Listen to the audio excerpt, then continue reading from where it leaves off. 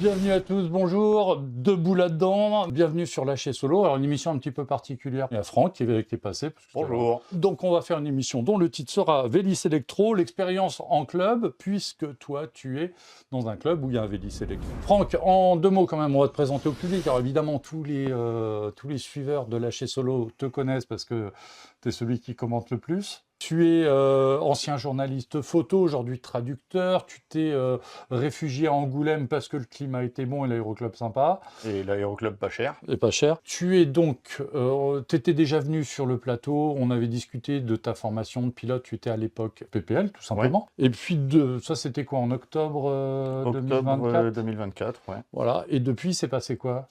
Depuis, j'ai enfin obtenu la qualification instructeur en vol. Tu es donc FI. FI. Donc tu es instructeur pour l'aéroclub d'Angoulême, Ouais. qui est basé donc à LFBU. C'est ça. Voilà, code OSI de... Aéroport international Angoulême-Brie-Champniers. Ça pète. Mais la piste peut accueillir du 737-800, monsieur. Bon, ça fait 10 ans qu'elle ne l'a pas fait, mais elle peut. Donc vous avez un aéroclub. Alors il y a l'aéroclub d'Angoulême. Alors vous êtes la seule structure club basée. Ouais. Il y a des entreprises aéronautiques, EADS. Il y avait un club de planeurs, mais qui a déménagé il y a 3 ans. Ouais.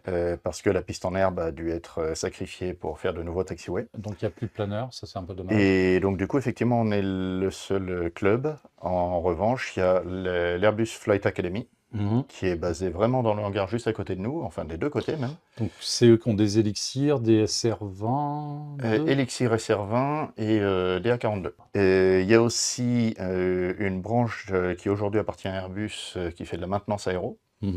Et il y a Heli Union, pareil, école de pilotage, mais hélicoptère pour le coup. Tu as un total d'heures de vol de combien maintenant? Total, Ouais. j'ai passé les 500 heures, je suis à 511 au dernier pointage. Tu es pilote depuis une dizaine d'années, hein. T'as passé... Ouais, j'ai été breveté en 2016. Ok, bah voilà, donc 10 ans cette année. C'était à quel...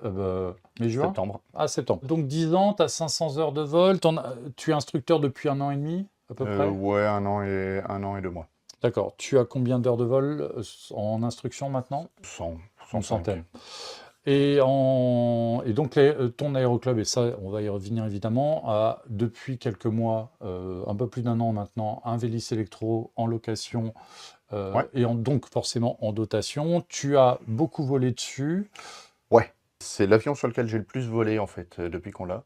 D'accord. J'ai fait 54 heures juste sur le Vélis en 14 mois.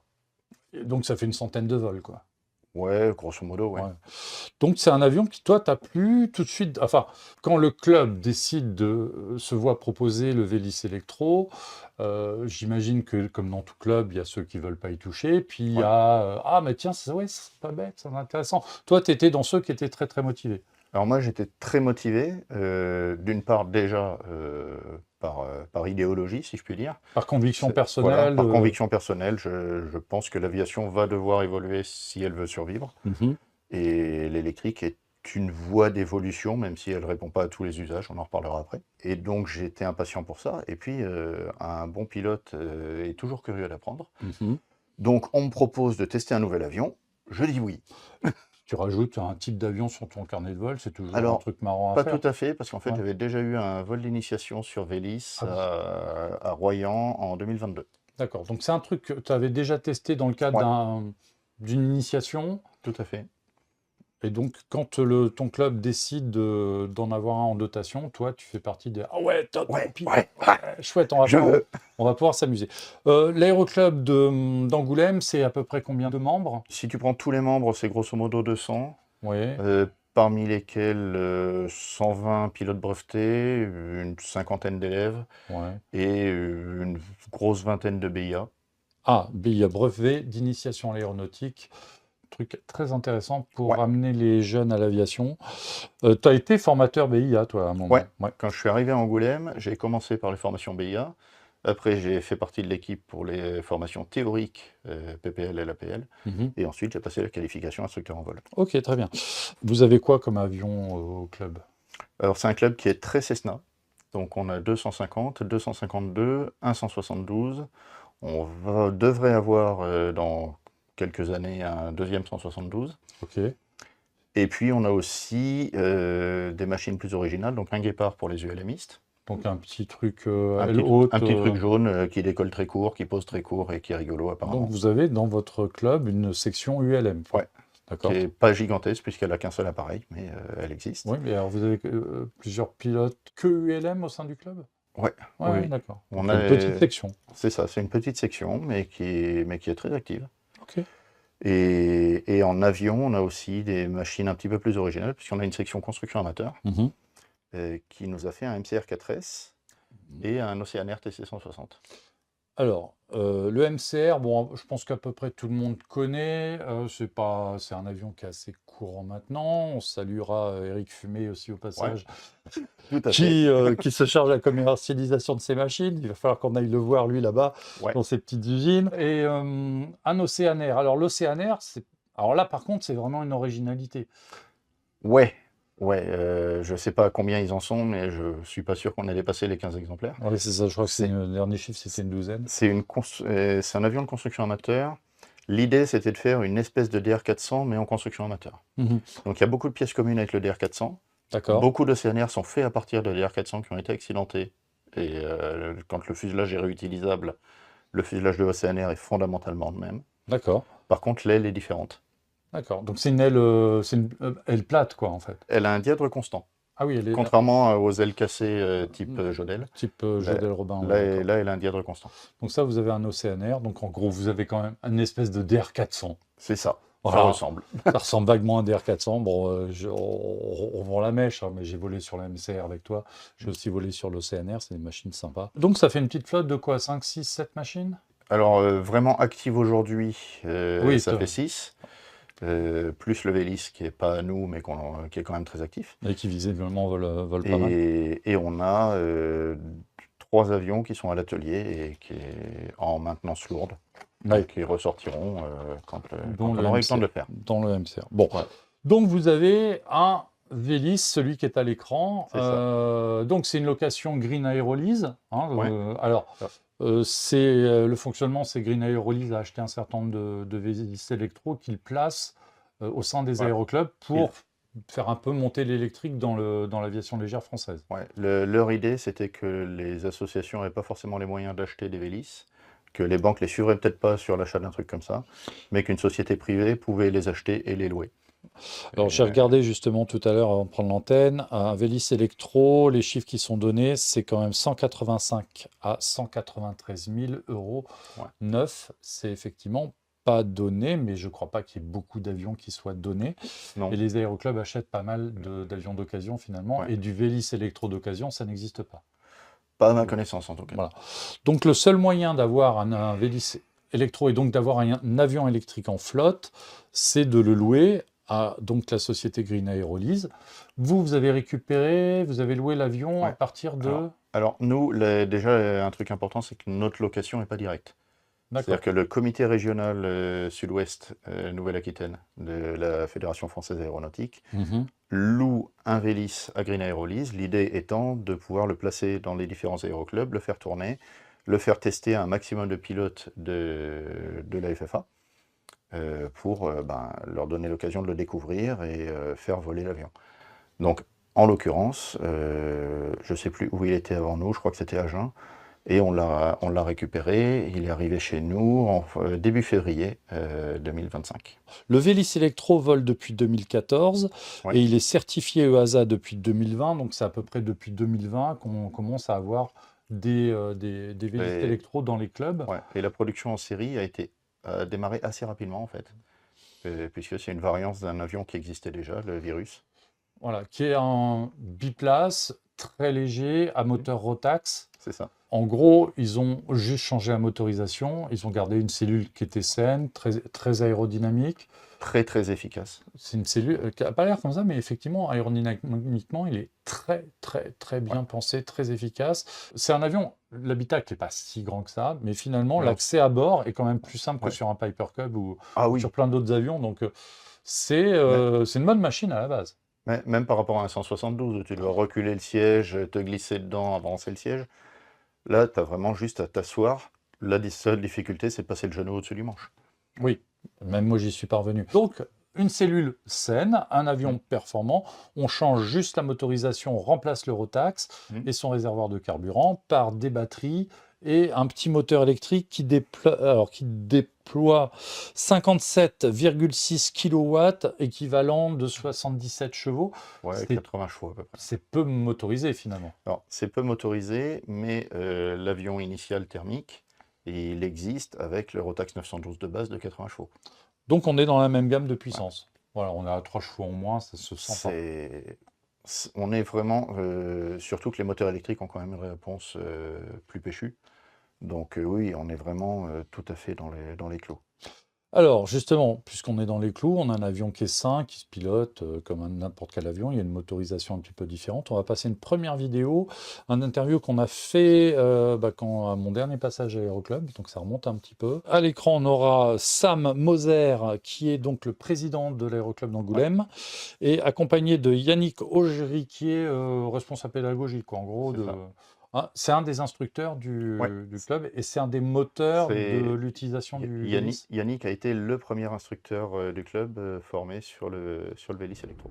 Instruction, il y a uniquement la partie maniabilité de base, oui, parce qu'on est un peu limité en autonomie, donc on ne peut pas aller trop loin non plus. Sinon, voilà, on va l'utiliser pour les vols de découverte et les passeports FFA. Alors, on peut faire tranquillement le tour d'Angoulême, voilà, et ça pour les vols découvertes, c'est quand même intéressant. Et on n'a pas d'aérodrome relativement proche pour pouvoir se permettre des navigations avec. Vous le sortez à quel prix à l'heure de vol? Alors nous, la volonté, c'était de maintenir le prix coûtant, c'est-à-dire on le loue à 110 € de l'heure de vol au comité régional, on le pratique à 110 € de l'heure de vol ici, au club. Donc pas de marge sur l'appareil, on donne même l'électricité, on va dire, pour les pilotes, mais voilà, pour pas que ce soit un frein à la découverte. C'était quoi les objectifs pour le club d'avoir cet appareil en dotation, même temporaire?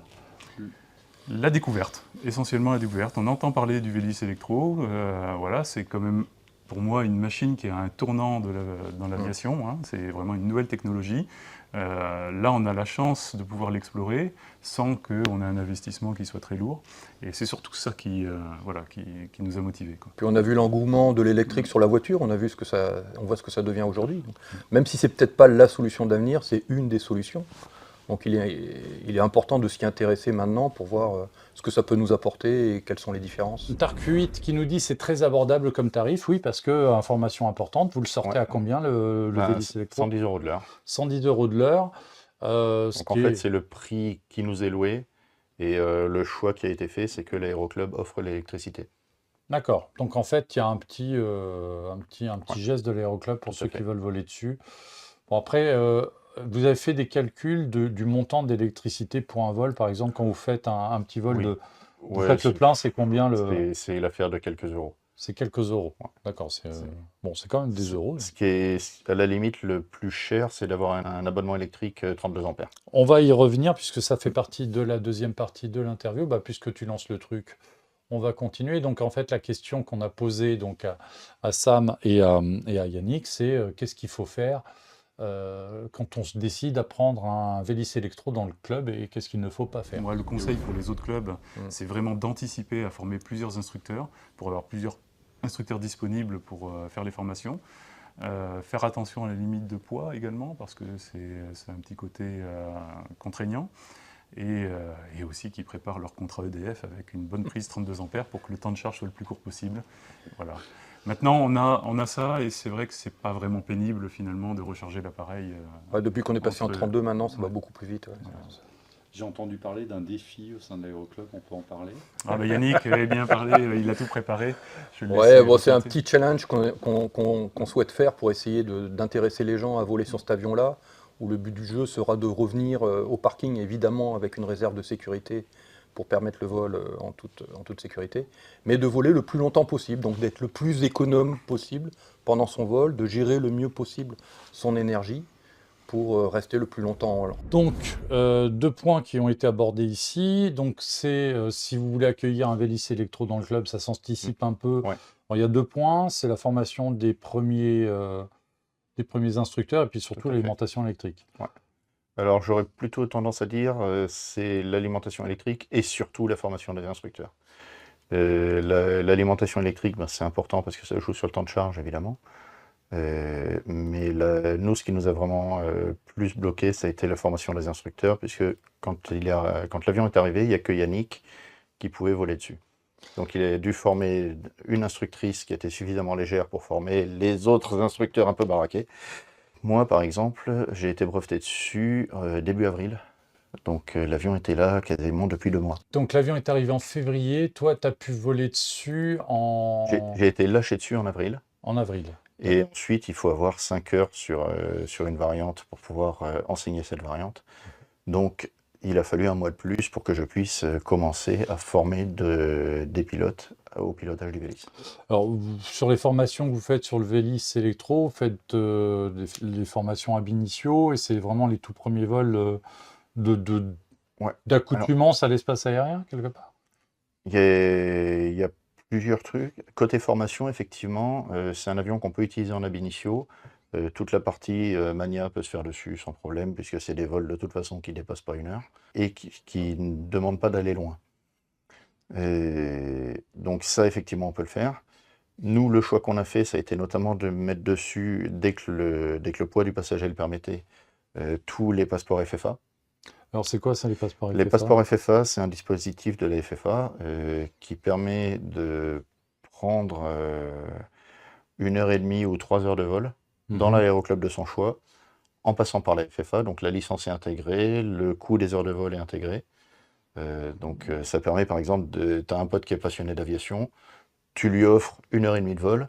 Ah oui, d'accord. C'est tout payé, il a juste à aller dans l'aéroclub et à dire voilà, j'ai un bon pour 1h30 de vol en gros. D'accord, et donc tu pars avec un instructeur, Voilà. ton pote. Et c'est des vrais vols d'instruction, donc on ouvre un livret de formation pour chaque passeport. Et si derrière il décide de continuer la formation, ben Les vols sont comptés. en général un passeport typique d'1h30 en Vélis, ça fait 3 vols. Typiquement derrière il peut continuer. Ces 3 vols qu'il aura fait sur le Vélis comptent comme les 3 premiers vols de la formation. Niveau licence, ça se passe comment? Il faut simplement une CEP ou bien une qualification spéciale pour la motorisation? Alors c'est pile entre les deux.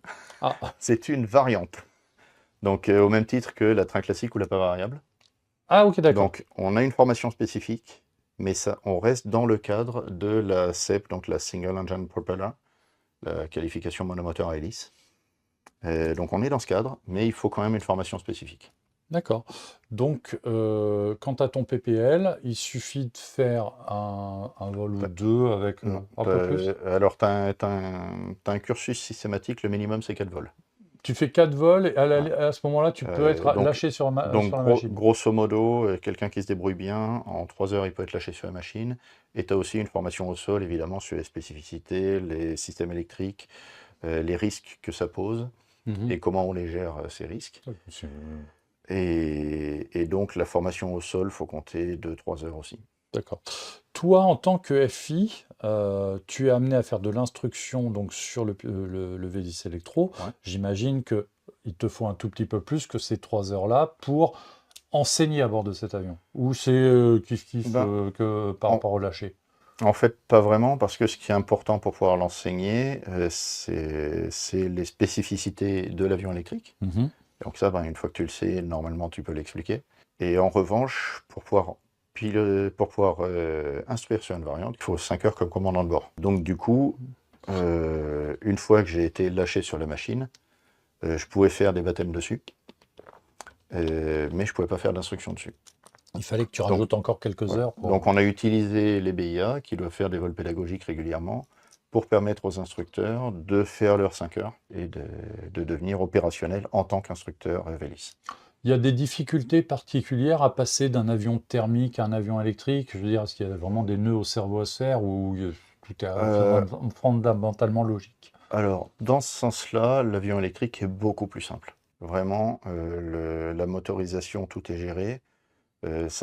C'est encore plus simple qu'un thermique monomanette. Et déjà, quelqu'un qui passe d'un thermique classique à un monomanette, il se dit « Oh là là, j'ai plus de richesse, j'ai plus de pas, tout est facile, tout est simple. » C'est comme Là, on quand va tu as encore un passé pas ton au-dessus. permis sur une boîte méca et que tu passes avec une voiture en boîte auto. Ouais. C'est vraiment le même genre de trip. Ouais. La gestion des pannes, on peut se faire des nœuds au cerveau, Mhm. mais le pilotage est ultra simple. Il y a les nœuds au cerveau aussi, c'est sur la gestion de l'autonomie aussi. Puisque, Ça, évidemment. voilà. Surtout quand on fait de la navigation. Donc il y a quand même un vol de navigation dans les 4 vols obligatoires pour la variante. Alors, c'est pas une navigation transcontinentale, là. Non. Donc du coup, la navigation, soit on fait le tour d'Angoulême, parce que ça marche. Ça marche, d'accord. Ça exige des techniques de navigation, donc ça passe. Ça doit pas être très grand, Angoulême. Soit, moi, ce que je préfère faire avec mes élèves, c'est regarder le vent et puis faire une ligne droite dans la direction du vent. Ouais, et revenir Pour avec les de la marge. obliger à calculer un top retour en pourcentage de batterie restante. D'accord. Dans la vidéo, vous avez parlé d'un défi en interne au club. Ouais. Bon, ça, c'était une interview qui a été enregistrée en juin dernier. Vous en êtes où, là, dans votre défi? C'est quoi les chiffres que vous êtes parvenus à atteindre? Qu'on rigole un peu au niveau de l'autonomie, là. On est pas mal à avoir dépassé les 50 minutes. On va reprendre à partir du minimum. Ouais. Donc le minimum légal, c'est 15%. En dessous, on est en mêlée. C'est-à-dire que si tu rentres sur ton aérodrome, que tu es à 17% et que dans le circuit, tu tombes à 15%, tu dois déclencher un Médé. En fait, si tu estimes que tu vas arriver à moins de 15%, tu dois tout de suite déclencher un Médé même. Donc pour être prioritaire sur le tour de piste. C'est l'équivalent des 10 dernières minutes sur un avion à essence. Ensuite, Pipistrel dit qu'il ne faut pas descendre sous 30. Okay. Et quand on arrive à 30, il y a une alarme no go around available. C'est-à-dire que tu te poses, terminé. Voilà, tu te poses. Point. Et quand tu dis qu'il y a une alarme no go around, c'est juste une alarme, il ne t'empêche pas de remettre les gaz. Non, il ne t'empêche pas. Ouais. Si tu as un sanglier sur la piste à ce moment-là, ben, tu remets les gaz. Ouais. Mais il faut savoir qu'un tour de piste, ça prend 15%. D'accord, donc si tu es à 30, tu arrives à 15. Voilà. Okay, d'accord. Et donc, la règle pour le défi, ça a été évidemment de ne pas taper les marges. Donc, on impose un retour à 40%. Si on est sous les 40%, on peut évidemment, mais dans ce cas-là, le vol ne compte pas pour le défi. D'accord, donc le défi, c'est tu te poses à 41%. Enfin, t'es posé ou au parking? C'est retour au parking qui compte. Retour parking, 41%, t'es bon. Mais concrètement, 40, t'es bon même. 40, t'es bon. Mais 39, t'es pas bon. Ok. Et donc, les scores qui ont été enregistrés au sein de l'aéroclub, parmi les... Alors, faut peut-être, pour se rendre compte, faut savoir qu'arriver à 0, normalement, ça fait à peu près 1h10. Donc l'autonomie donc théorique... quand on arrive à 40, normalement, ça fait 40 minutes grand max. 40-45 minutes grand max, ouais. On est un certain nombre à avoir passé les 50. 50 minutes? Ouais, et il y a 2 vols qui ont dépassé l'heure. Il y avait des vélivoles dans le coup, ils sont allés chercher des pompes. Exactement. Ouais. Alors déjà, on a tous cherché des pompes, parce que c'est un avion qui est joueur. Mais le premier vol à avoir passé 1 heure, c'était une instructrice avec un pilote planeur. D'accord. Donc effectivement, ils ont bien tourné. Et puis après, pour le citer, Yannick, ça l'a piqué au vif et il a dit « je suis sûr que je peux faire mieux ». Et donc il a trouvé une journée où il y avait des nuages qui s'y prêtaient et il est allé réessayer. Et il a effectivement réussi à rebattre le record. Alors, une petite remarque acerbe, est-ce qu'on peut sortir l'avion, enfin pour sortir l'avion, est-ce qu'on peut le pousser sur les taxiways? Ou alors est-ce qu'on sort le mouchoir pour faire voile? Bon, vous, à Angoulême, les taxiways ne sont pas très longs. Ouais. Passez pas trop de temps au taxi finalement. Non. Et puis, au sol, en fait, l'avion consomme très très peu. Vraiment peu? Déjà parce que quand on s'arrête, il arrête tout. Ah oui. Alors ça, on va le voir dans les vidéos d'après, c'est-à-dire les essais moteurs qu'on fait au point d'attente. Au point d'attente, tout est coupé, il n'y a aucune consommation pendant ce moment-là. Puis de toute façon, il n'y a pas de magnéto. Et tout le temps qu'on passe, parce qu'il y a du trafic, et on attend. Mais là, on consomme rien.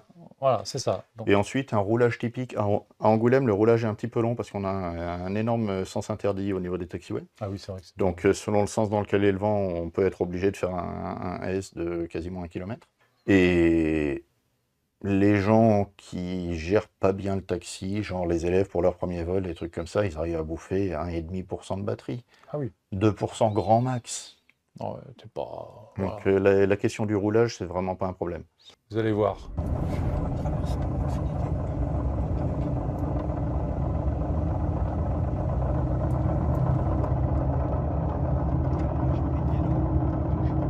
Bah oui. Voilà ce que ça donne en vol. On y reviendra sur celle-là parce que la grenouille, elle est rigolote. On va regarder une vidéo, une deuxième vidéo qui va vous montrer justement ce qu'on vient d'expliquer, c'est-à-dire que point d'arrêt et décollage aurait fait 3 minutes. Donc voilà, vous allez voir ce que ça fait de passer du point d'arrêt. Ouais, puis il n'y a pas les tests regarde. moteur, magnéto, machin. Et puis là, fini. le compteur il tourne pas. Ouais, d'accord. Ok. Alors, power check. Alors, le parking brake, les pieds sur les freins, power lever. On va faire un essai de puissance.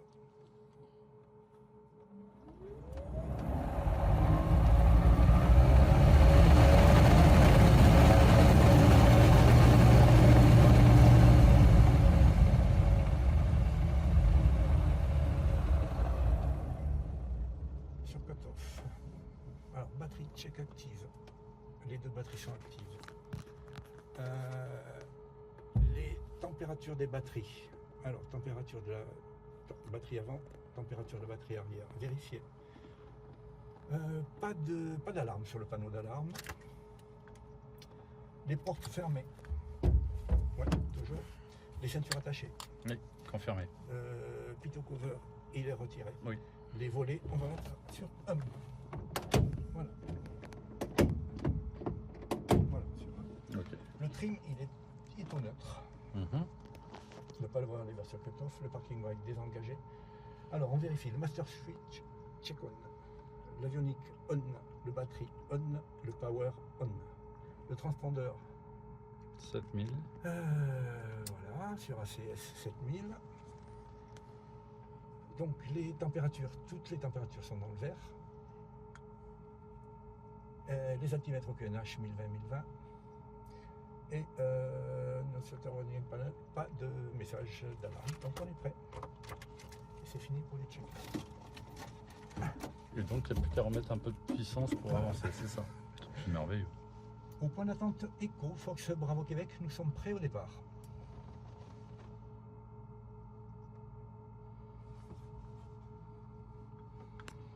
Décollage piste 28 et virage au nord, Fox Bravo Québec. Dégagement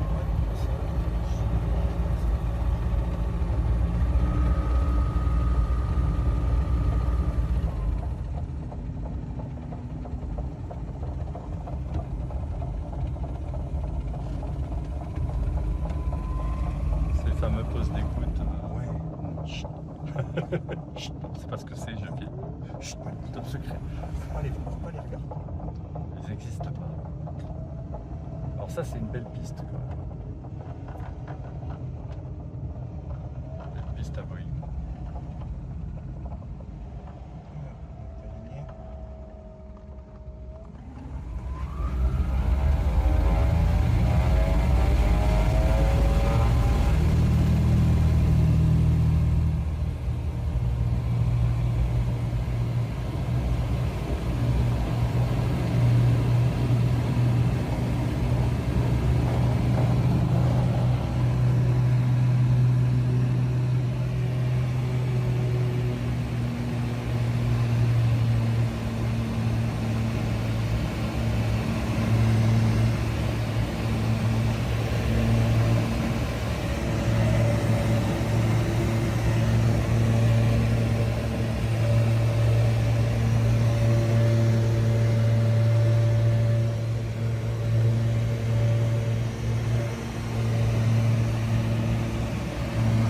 Donc voilà, ça c'était juste le décollage. Alors, il y a eu des questions assez sympas. Ouais. Première question de Belmol. Salut Benoît. Donc c'est comme sur téléphone, tu peux baisser la luminosité des écrans Pour économiser la pour batterie. économiser de la batterie. Non, Non. non, on ne peut pas.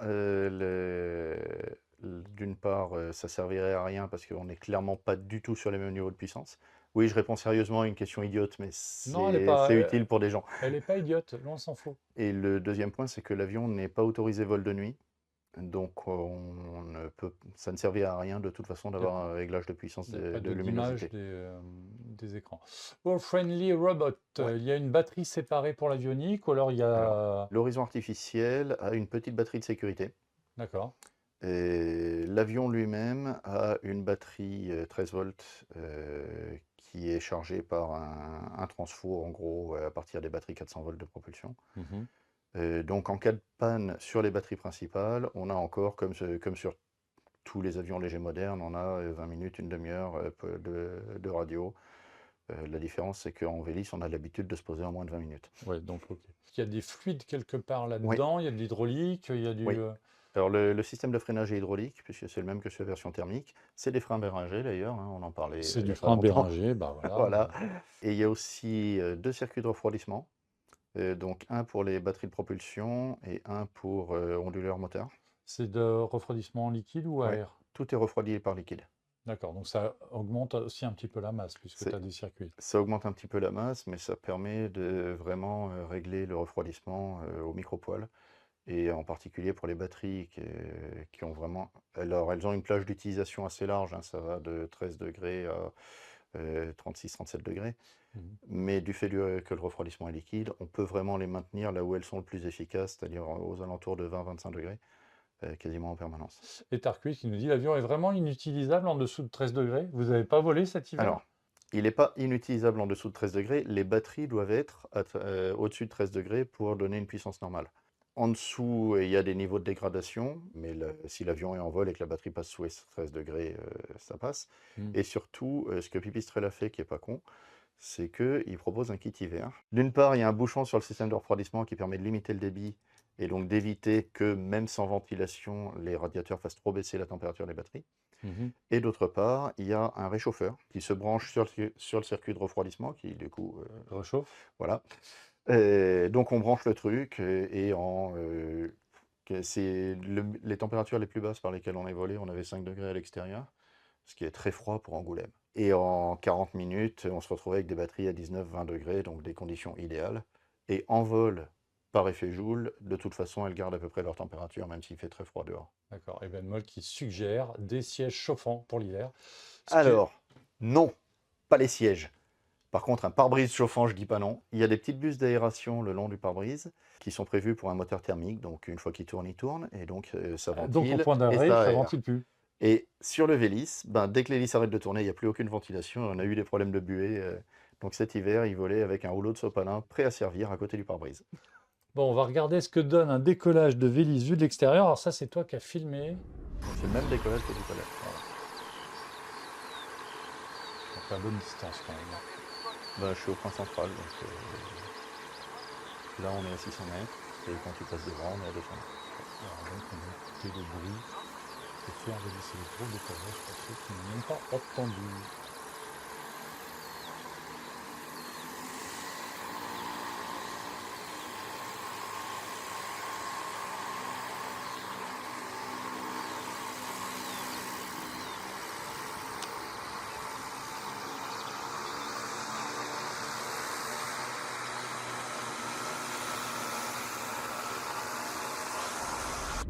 C'est un peu moins bruyant qu'un Cessna quand même quand on est dessous. Ouais, c'est un petit peu plus discret qu'un 727, quoi. Mais si peu. Surtout au décollage. Bon, bah, tant qu'on y est, on va vous faire écouter un petit peu comment ça se passe quand c'est en vol. On enlève le casque, ça souffle après. Ah oui, parce que là, on est plus en montée. Donc, Et en fait, on avait fait l'expérience pendant le vol, on avait enlevé nos casques pour voir si on arrivait à se parler. C'est plus confortable avec les casques. au décollage, on s'entend pas. Ouais.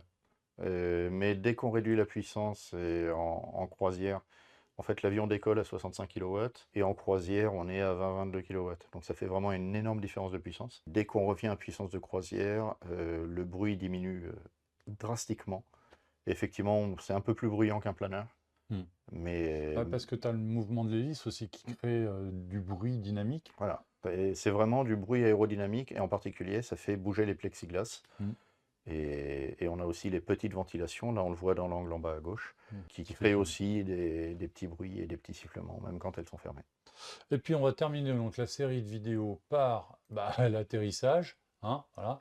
En plein réduit en vol, l'hélice s'arrête ou elle mouline? Elle mouline. Il n'y a absolument aucune résistance quand on met 0 kW. Donc l'hélice suit le flux du vent, mais du coup elle ne freine pas du tout. De toute façon, comme c'est une hélice à pas fixe, Oui. donc elle reste dans le flux du vent, et que si tu l'as passé en drapeau, que ça s'arrêterait éventuellement. Voilà, mais si on rajoutait un système de drapeau, ça augmenterait le poids.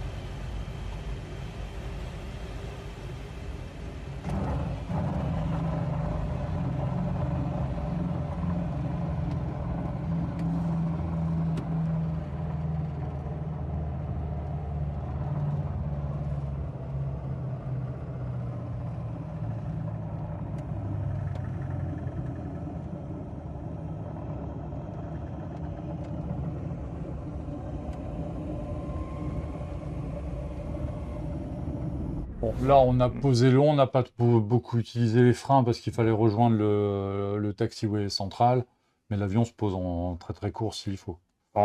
Si on fait vraiment un atterrissage court, on a 150 mètres, 200 mètres de roulage, quoi. Un poil plus que sur un Cessna 150, mais pas tant que ça. Je reviens une seconde sur la question du plein réduit, est-ce que l'hélice s'arrête? Oui. En vol, donc on a dit elle mouline, mais au sol, en fait, selon le sens du vent, elle peut des fois continuer à tourner. Mhm. Si on s'arrête au sol avec le vent de face, ben, elle continue à tourner parce que le vent la pousse. Et ça m'est arrivé une fois, la situation inverse, m'arrêter à un point d'attente avec le vent arrière, et j'ai vu l'hélice qui s'arrête et qui repart dans l'autre sens. Qui repart dans l'autre sens. Oui. Ben, Ah oui, elle est elle est absolument libre. pas freinée, donc en l'occurrence le vent dépassait l'avion puisque j'étais garé vent arrière, D'accord. et donc elle a fait comme une hélice. C'est un moulinet. C'est un pur moulin. D'accord, ça c'est marrant. Donc vous avez vu en vol, on a du bruit effectivement dans la cabine, on peut se parler, mais avec les casques c'est quand même plus confortable, puis ça permet de rien rater à la radio parce que Il faut la radio. voilà, À Angoulême, c'est obligatoire. voilà. Effectivement, l'avion a une autonomie un peu courte. Le vol de base, c'est on part pour une demi-heure, quoi, en gros, pour être tranquille. Ouais, sur les vols d'instruction, en fait, j'ai très souvent autour de 40 minutes à l'oramètre. D'accord. Puisque, comme je disais, quand on est au point d'attente, il ne consomme absolument rien. Donc, des jours où il y avait beaucoup de trafic, j'ai des vols de plus d'une heure, mais dont 20 minutes d'attente. Oui, voilà. Mais de fait, les 20 minutes d'attente ne sont pas facturées puisque le moteur est coupé à ce moment-là. C'est ça. Par rapport à dès que ton PA28. Dès que l'hélice s'arrête, l'oramètre s'arrête aussi. Alors moi, je reviens sur cette photo. Elle est intéressante pour deux trucs. Déjà, premièrement, la fenêtre descend très bas. Donc, en termes de visibilité vers le sol, c'est assez... Alors, c'est pas vertigineux, justement, parce qu'on est assis dans un avion, puis on aime ça. Mais c'est assez chouette pour regarder le paysage. Ouais, c'est un avion qui est top pour faire les baptêmes, en particulier avec des gamins. Parce que même un gamin tout petit, ben là, vous avez une grenouille de 5 cm, et elle voit le paysage. Oui. Donc, même un gamin de 4-5 ans, il voit parfaitement, quasiment sous lui. Et on a vraiment une vision panoramique partout autour. Il n'y a pas de haut-banc, contrairement au Cessna. Et enfin, sauf le Cardinal, mais... Et donc, c'est vraiment top pour regarder le paysage. Et donc, c'est quoi cette grenouille? Ben, cette grenouille, donc on l'a surnommée Jacquille. C'est parce qu'on a un site connu sur la commune où j'habite qui s'appelle la Motte de la Jacquille. D'accord. Et donc, pour animer un petit peu la commune cet été, on avait fait une petite animation sur Facebook de mettre des photos d'endroits de la commune, et puis on l'a montré un peu sous tous les angles, et il fallait deviner où on était. Il fallait t'intégrer la grenouille Voilà. pour dire elle est où la grenouille, elle se balade où. Et C'est le nain de Amélie Poulain, quoi. C'est exactement la même idée, c'est une inspiration explicite. Et donc là, je suis au-dessus de ma commune. On a l'église dans un coin de l'image et le bourg dans l'autre. Il y a un point qu'on n'a pas évoqué. Il y a un truc, moi, qui m'a agréablement surpris quand j'ai donc fait mon vol en pipistrelle, c'est l'agrément de pilotage. Alors évidemment, c'est l'agrément de pilotage du virus, qui est un avion qui... j'ai trouvé que les commandes étaient assez homogènes, très réactives, bien trimé, l'avion ne bouge pas trop. Ah ouais. Et si tu as envie d'envoyer du mouvement, bah, il suit le pépère. Ouais. Plus 4, moins 2. Ouais. Ça permet de faire des trucs un peu rigolos quand même. Il y a un point quand même sur l'homogénéité des commandes, je mettrai un bémol, c'est qu'il est très lourd au palonnier. Oui, mais ça me dérange pas trop. Bah, il y a beaucoup de gens, notamment nous, on est un club Cessna historiquement, les gens qui viennent du Cessna, ils ont du mal. D'autant que c'est un avion qui est très démonstratif. Je ne sais pas si vous avez vu, mais c'est pas des volets et des ailerons, c'est des flaperons qui courent sur toute l'envergure. Donc il a un lacet inverse très prononcé. Ouais, comme le DC3. Et c'est au point que quand j'ai mes élèves qui font le premier vol, bien souvent, je leur prends l'avion 2 minutes, je fais manche à gauche, manche à droite, et vraiment le nez de l'avion part au bout d'un moment en opposition aux manches, mais sur une dizaine de degrés. Il y a un peu d'ADN de planeur là-dedans quand même. Hein. Ah, totalement. Voilà, Totalement. que... C'était un motoplaneur il y a 15 ans. Et du coup, c'est un avion qui exige vraiment de travailler au pied et de vraiment lancer les virages au pied. Même si le palonnier est un peu rigide. Ouais, quoi. il est vraiment lourd. Il est vraiment lourd. Mais du coup, tu peux arriver formateur. à bien le dosser. Parce que si le truc est trop léger, tu... Oui, il faut pas hésiter à appuyer dessus. Ouais. Par contre, une fois qu'on sait qu'il faut appuyer dessus et quelle pression on met, c'est un avion qui est vraiment un régal. Là, on a donc le pipistrelle au hangar. Il y a donc une notice, un petit panneau, faut pas tirer l'avion par l'hélice. Comme elle est Ouais, libre, c'est faut ça. pas toucher au Alors, roulement, quoi. elle est libre et surtout, sur un Rotax ou un Lycoming ou n'importe quoi, on a un vilebrequin de 80 cm de longueur qui est pris sur, en général, 5 paliers. Donc, il est très solide et il bouge pas. Là, le moteur, c'est vraiment une galette qui doit faire 5 ou 6 cm d'épaisseur. Ouais, donc si on tire dessus, c'est Donc, pas... si on tire dessus, on peut fausser le rotor très facilement. D'accord, donc on ne tire pas l'avion par l'hélice, contrairement au PA-28, tout ça. Voilà. On le manipule comment? On l'attrape Alors, poutre en- arrière? Ouais, on le guide avec la poutre arrière, donc on appuie dessus. On soulève la roulette de faut nez? appuyer d'une quinzaine de kilos pour soulever la roulette de nez. Après, on le balade. C'est pas un avion très lourd, donc il est assez facile à balader. Et quand on s'y met à deux, en général, celui qui tire, il ouvre une portière et il tire par le bord du cockpit, vers l'avant ou vers D'accord. l'arrière, et ça marche très bien. Je sais plus, on l'a dit, masse maximale au décollage du... 600 kg. C'est 600 kg pile poil. Ouais. Bah, c'est la réglementation qui dit LSA 600 kg. Ok. Chose intéressante aussi, on peut quand même... Alors, je ne sais pas si tous les pipistrelles sont équipés pareil, mais je trouve que l'avionique, elle est quand même pas ridicule. On a l'écran qui te donne le plan de l'aérodrome. Bon, après, tu as une instrumentation analogique, ce qui est assez lisible finalement pour ce genre de vol. Tu fais pas de l'IFR, donc... On a quand même l'horizon qui est électronique, Ouais, qui est très fiable. Contrairement au GPS qui des fois perd un peu le signal. d'accord. Bah, oui, Mais bon, on le sait, une fois qu'on le sait, on y fait gaffe. Et donc là, on a le six-pack classique à gauche et l'instrument de gestion moteur au centre, juste sous le GPS. Mhm. Et en fait, tout est super clair, l'avionique est très bien faite. Donc en fait, si on résume, finalement, l'avion n'a pas vraiment de défaut à part l'autonomie. Alors, il a l'autonomie. Après, il y a des petits détails, ça et là, voilà, comme la lourdeur au pied. Oui, mais ça fait partie des caractéristiques de vol. Mais l'autonomie, c'est clairement son défaut. On peut compter 40 minutes de vol. Et puis, l'autre défaut qui n'est pas inhérent à l'avion lui-même, mais c'est qu'on a un chargeur à Angoulême, et puis c'est tout. Ouais, il y a qu'un chargeur. Les plus proches, ils sont à Poitiers, à Royan. Et Poitiers, tu peux pas y arriver. Ça peut passer, mais on ne peut pas compter dessus. Ouais. Ça va dépendre du vent. Et du coup, si tu fais l'aller, tu fais pas le retour. Ou pas le même jour, tu attends que le vent ait changé. D'accord. Le premier contrat que vous avez eu avec Green Aerolis, c'était pour 6 mois, je crois. Vous l'aviez de février à septembre? On devait l'avoir de février à fin août, théoriquement. Fin août. Fin août, Et début septembre. Et l'avion est encore là. Alors comment ça s'explique? Alors ça s'explique par le fait que il y a un minimum d'heures à faire pour rentabiliser l'avion. Mhm. Donc le loueur impose un minimum d'heures, du coup le CRA impose un minimum d'heures, du coup l'aéroclub a besoin de faire un minimum d'heures. Mhm.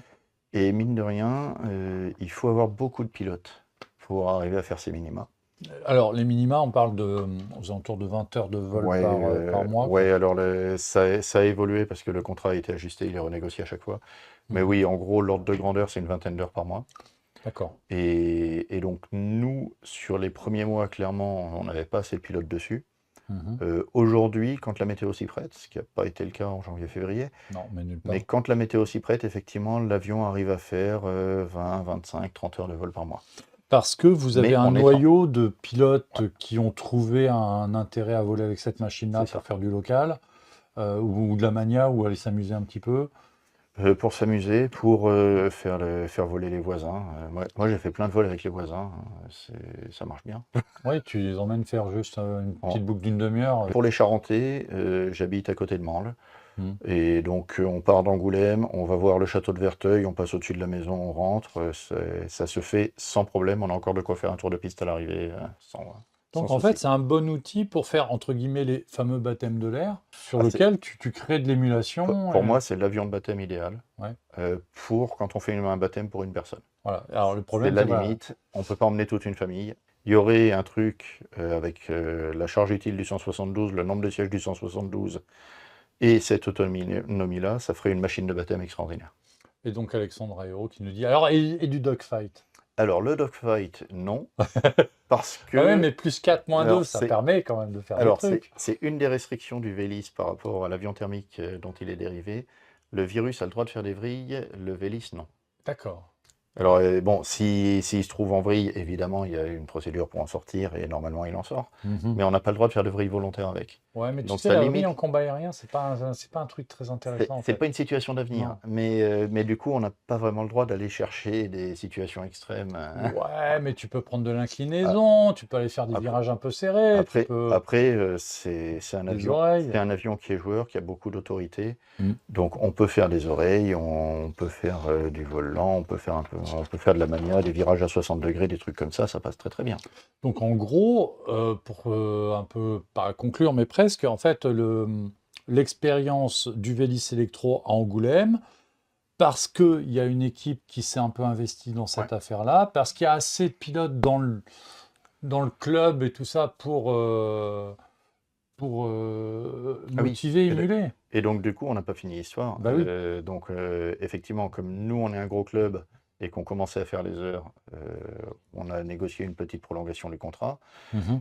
Et puis derrière, l'hiver approchait, il n'y a pas vraiment eu de club qui se soit porté volontaire pour le récupérer. D'accord, donc pour l'instant, il est par Donc- défaut chez vous, quoi. Donc, pour l'instant, il est chez nous. Et on pousse un petit peu aussi le comité régional à inviter des pilotes ou des instructeurs d'autres aéroclubs Pour venir le à voir. venir chez nous, à voler dessus, à se faire qualifier dessus. Parce que nous, ce qui nous a bloqué, c'était qu'on n'avait qu'un instructeur qualifié dessus au départ. Donc, un autre aéroclub, à partir du moment où il a 3 ou 4 instructeurs, et surtout des instructeurs de 80 kg pas plus, Et alors, qui il y sont a ce qualifiés problème. dessus, là, ils peuvent très rapidement commencer à lâcher des pilotes et faire des vols. On en arrive à la conclusion que l'expérience dans un club assez important comme Angoulême, avec des gens un peu passionnés qui se sont intéressés au sujet, etc., donc l'expérience est validée, quoi. C'est validé, il faut avoir des gens qui s'y intéressent. Mm. Et il ne faut pas avoir de gros freins. Le principal frein, c'est qu'il faut avoir suffisamment de membres qui ont envie de voler dessus. C'est ça, tout simplement. Nous, là, on est une grosse quinzaine, une petite vingtaine qualifiés dessus. C'est les mêmes 10 ou 12 qui font l'essentiel de ces heures. Ouais, mais c'est la Parce règle. que c'est des gens qui volent quasiment que dessus maintenant. Ouais, toi, tu fais partie de ceux Ah bah. qui volent beaucoup dessus. Voilà. Moi, je prends plus de Cessna à moins d'avoir une nave à faire ou d'avoir besoin d'emmener 3 personnes. Voilà. Bon, faut que tu gardes ta qualif sur les moteurs thermiques, parce qu'il faut qu'on aille faire des balades, tout ça. Quand avec le MCR, on va traverser la France. Oui, parce que pour le coup, toi et moi, dans le Vélis, ça rentre pas. Ah oui, alors oui, bah, c'est le dernier point noir. La charge utile, c'est-à-dire que 2 hommes Bah, normalement charpentés, bah ça rentre pas. Faut un abo et un grand. on a 176 kg de charge utile. 176 kg, donc bah oui, donc il me faut un pilote de 76 kg. Et surtout que Fred et moi avons le même défaut, c'est qu'on a chacun 3 kg d'appareil photo. Aussi. Quoique maintenant que j'emmène moins l'appareil photo, parce qu'en fait toutes les vidéos que j'ai faites là, c'était juste au téléphone, donc Pour ce genre de truc, les téléphones marchent bien. ouais, les images étaient pas mal. Donc, expérience intéressante. Si vous avez volé avec un Vélis électro quelque part, si ça vous a donné envie de tester le truc, en sachant les limitations de l'exercice, c'est pas un avion pour lequel on va faire de la nav pour le moment. On peut espérer qu'une prochaine génération d'avions électriques permettrait de faire 1h30 de vol réel avec 2 heures d'autonomie pour avoir des réserves. Et dans ces cas-là, tu fais ton vol d'1 heure, comme dans beaucoup d'aéroclubs. Après, il nous faut un réseau de chargeurs. Et après, un réseau de chargeurs. Mais à partir du moment où on fait du Angoulême-Poitiers, Angoulême-Limoges, Ouais. on peut commencer à couvrir vraiment les usages quotidiens de la région. On va s'arrêter là pour l'émission. On a fait une petite heure tranquille à parler d'aviation électrique, mais on est dans le concret, on est dans l'utilisation opérationnelle, on voit les limites du truc, mais on se rend compte que si on en aime voler, voilà. Ceux qui volent dessus se régalent. Voilà. Et d'ailleurs, juste un petit mot, l'été dernier, on a des pilotes allemands qui sont venus. Au début, il y en a 5-6 qui disent « Ah ben oui, c'est une expérience intéressante, on va voler dessus ». Il y en a 2 qui disent « Je vois pas l'intérêt ». Le soir, ils ont discuté avec les 3 qui avaient déjà volé dessus, et finalement, sur le week-end, on a fait voler tout le monde. Et ils sont Et ils partis en étaient- disant, ah, c'est pas mal. Oui, c'est une machine à donner sourire. Alors évidemment, ça a des limitations. On ne voyage pas avec, mais si on se contente de faire des tours de piste un petit peu éloignés, ça peut être super sympa. Voilà, écoutez, moi je vais vous souhaiter un très bon week-end. Puis nous, on se voit donc la semaine prochaine. Et puis Franck, bon retour à Angoulême. Merci d'avoir partagé cette expérience-là avec nous. Bonne soirée, et s'il y en a qui veulent découvrir le Vélis, n'hésitez pas à passer à Angoulême.